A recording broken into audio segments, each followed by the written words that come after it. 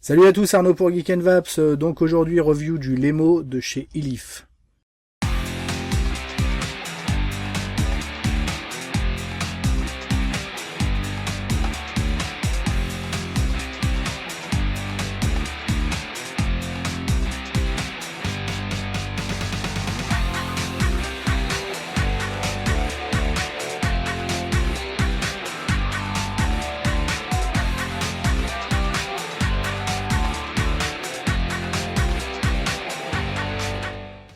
Donc le Lemo de chez Elif, Elif appartenant à Joytech, encore une fois, le Lemo est sorti depuis déjà quelques temps, ça fait quelques temps que je le teste aussi.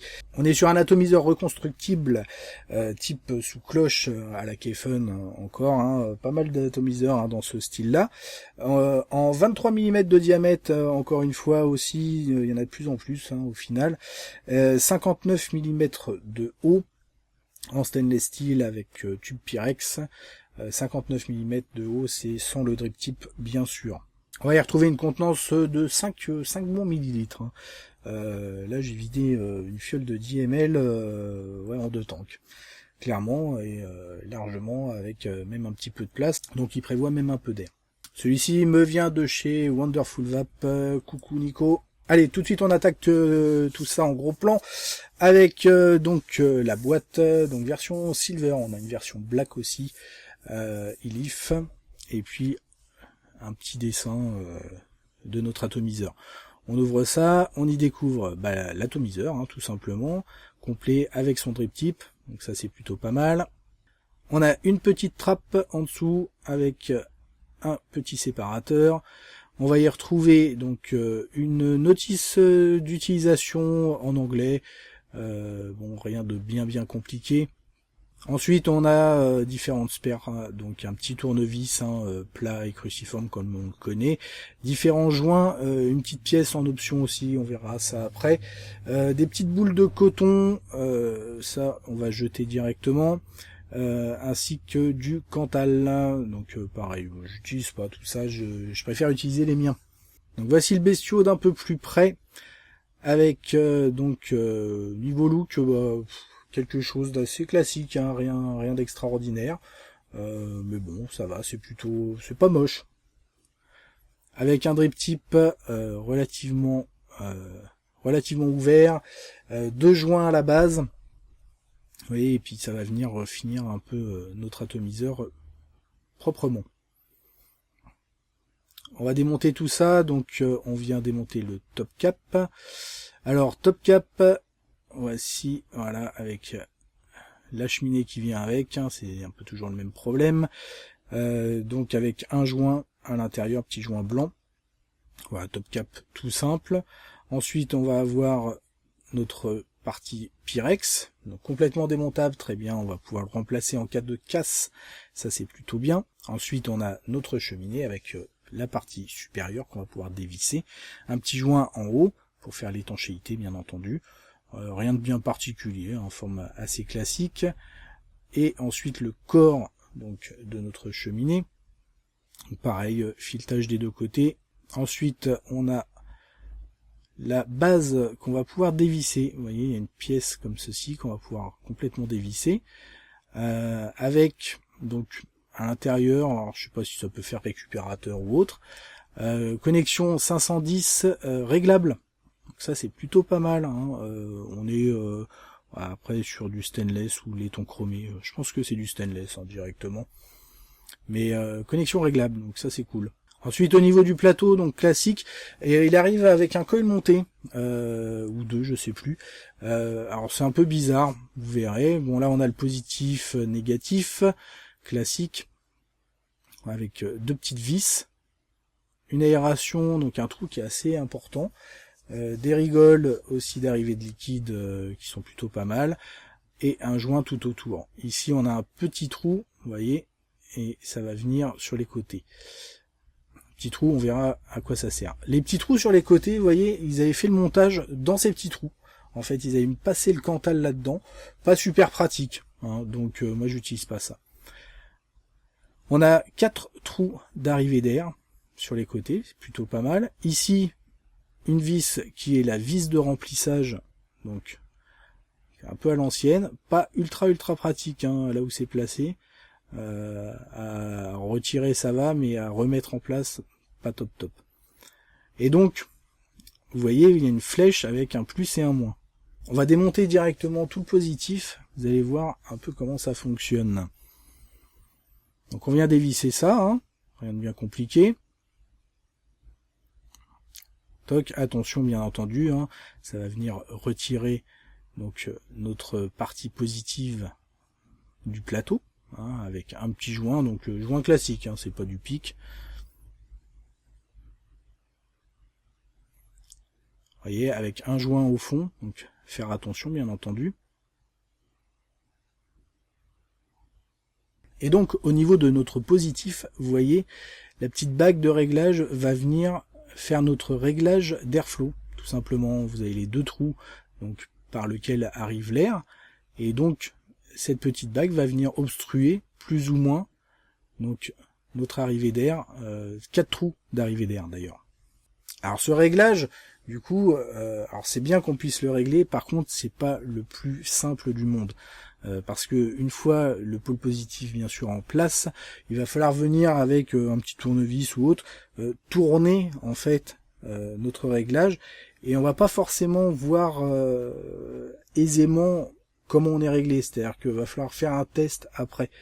Alors à chaque fois on est obligé de tout démonter, remonter, enfin tout démonter, démonter juste la base, hein, venir faire notre réglage. Alors vous pouvez aspirer hein, comme ça à vide, mais c'est vrai que c'est pas ce qu'il y a de plus aisé. Allez, on va tout de suite enchaîner avec notre montage. Donc on va faire un montage classique, hein, 2,5 mm de diamètre pour la tige, sur un Cantal en 0,40 sur lequel je vais venir faire 6 tours. Donc rien de bien compliqué à ce niveau-là, on reste sur du classique pour ce type d'atomiseur. Ça simple, efficace, hein, aucun souci. Donc vous voyez d'ailleurs, là je passe le Cantal dans les trous qui sont entre guillemets prévus. Maintenant je vais pas les utiliser, vous voyez, je vais faire un montage classique en venant passer le Cantal au niveau des deux vis. Ça marche très bien comme ça, pas la peine de venir se prendre la tête, parce que mettre le Cantal en fait dans ces petits trous, ça va venir faire du chemin en plus, c'est pas ultra pratique à mettre en place au final, donc non. Donc une fois le coil mis en place correctement, et bien sûr remonter un peu, on va venir retirer le Cantal excédentaire. Vous voyez, un petit coil bien comme il faut. On va regarder combien ça nous fait en ohm, et on est à 0,81, donc nickel, ça va. On va venir chauffer bien sûr notre coil et le réajuster comme d'habitude pour avoir une chauffe bien uniforme du centre vers les extérieurs. Et là, ça marche plutôt bien. Ensuite, on va venir mettre du coton ou de la Fiberfrix, peu importe. Là, en l'occurrence, c'est de la Fiberfrix densité 2. On vient placer ça donc dans notre coil. Là, on va faire placement classique, hein. Je passe ma fibre dans le coil. Je viens remettre le corps de la cheminée en laissant dépasser donc la fibre sur le dessus. Je vais venir couper l'excédent à 2-3 mm au-dessus de la cloche. Et après, je vais venir placer ma fibre à l'intérieur, hein, tout simplement, pour venir se coller au niveau des arrivées de liquide. Une fois que c'est fait, bien entendu, je vais venir humidifier ma fibre, hein, et je remonte l'atto pour pouvoir le remplir. Donc le remplissage, pas vraiment de souci. Hein, vous voyez, malgré que ce soit pas ultra bien placé. Donc là, je vais utiliser ma bouteille avec bouchon drop là, donc qui a un bon débit. Et là, vous voyez, le remplissage se fait assez rapidement, aucun problème. Je vais mettre les 5 ml sans aucun souci. Donc il existe une pièce en option, vous voyez, pour remplacer la vis. Alors l'idée à la base était assez intéressante. La mise en place, est pas forcément ultra simple, hein. Vous voyez, il y a un joint avec un picot en fait d'un côté. Donc on vient le placer. Et donc avec ce système de joint, on est censé pouvoir se débarrasser en fait de notre vis. À l'usage, franchement, je déconseille l'utilisation de ce joint.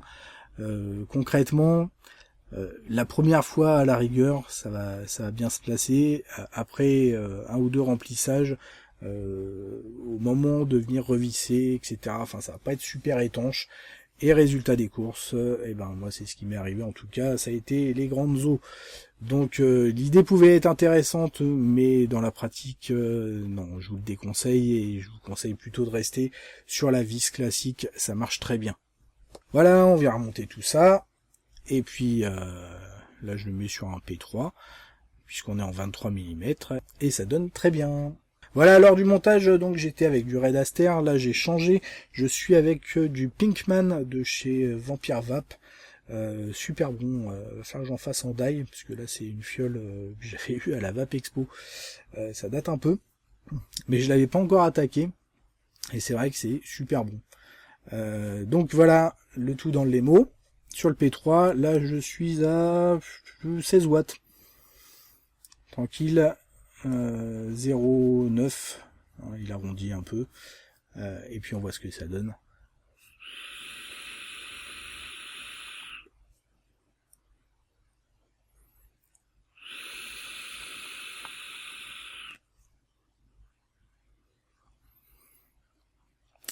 Ça marche super bien.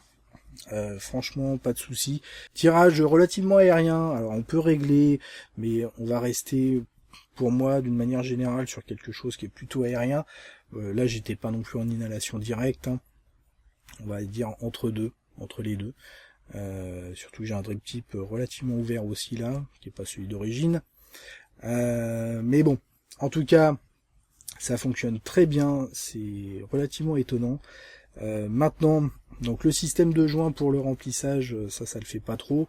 Le réglage d'airflow, est un peu fastidieux, mais néanmoins, on a quelque chose qui, à ce prix-là, dont je n'ai pas parlé encore, il faut savoir que donc cet atomiseur il est proposé à 34,90 €. 35 € un atomiseur comme ça.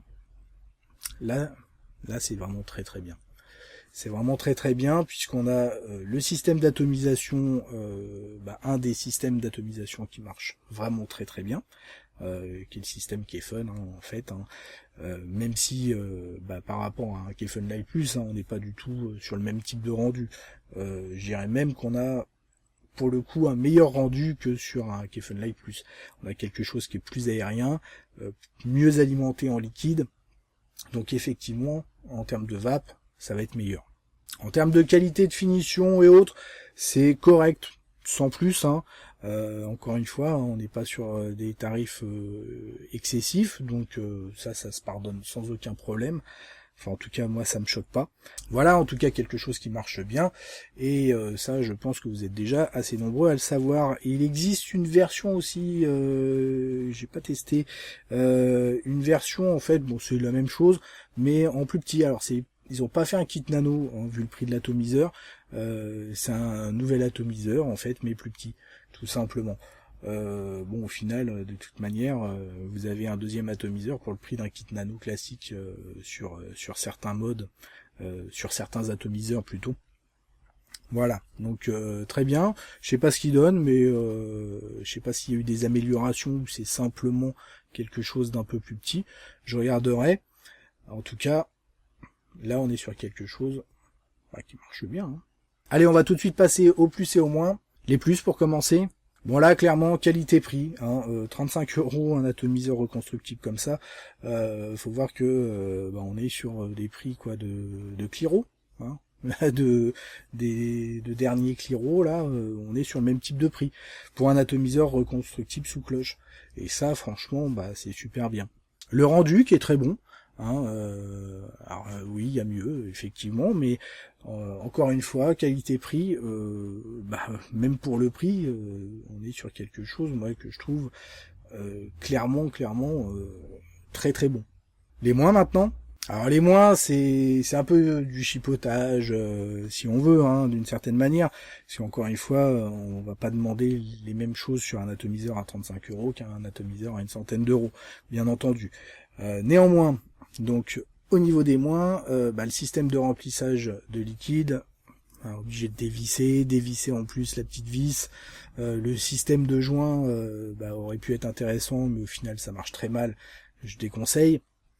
Donc du coup ça reste la vis, donc on va dévisser 2 choses pour venir remplir. Après par contre, pas de problème au niveau du remplissage, hein, ça entraîne pas de glouglou, de fuite, donc ça c'est très bien. Mais néanmoins, voilà, c'est un petit peu fastidieux. Le réglage d'airflow, alors en fait, outre le fait qu'il soit un peu galère, puisqu'il faut dévisser encore une fois la base, hein, c'est surtout au niveau de sa précision. C'est-à-dire que le fait qu'on ait juste qu'on doive tourner, etc., et on n'a pas de repère en fait. Ce qui fait que on est obligé d'y aller à tâtons. Clairement, on va pas pouvoir faire comme sur le Kefun 4 par exemple, venir se mettre directement l'atto dans la bouche et tourner une vis, puisque en fait il faut tourner autour. Alors pour le faire, c'est ultra pas pratique. Donc du coup on est obligé de faire notre réglage, tester, re-régler, etc. et ainsi de suite. Donc un petit peu fastidieux. Après voilà, on est sur quelque chose qui reste quand même relativement aérien. Si vous voulez vaper un peu plus serré, effectivement vous allez peut-être plus galérer au niveau des réglages. Par contre si vous vapez voilà, réglage grand ouvert, hein, du coup il y aura pas de galère. Voilà, en tout cas un très bon atomiseur. On en voit de plus en plus, l'Expromiser en 1.2 actuellement, donc qui était un très bon atomiseur avec un prix qui était relativement bas. Là le Lemo arrive à faire quelque part encore mieux en termes de tarifs, en tout cas. Après vous allez avoir des personnes qui vont préférer Lemo, d'autres l'Expromiser, donc on va pas rentrer dans ce genre de débat, mais en tout cas les efforts sont bel et bien là pour nous fournir des atomiseurs à des prix relativement bas et de qualité. Donc on se retrouve très rapidement pour de nouvelles aventures. Merci d'avoir regardé cette vidéo et une très bonne vape à tous.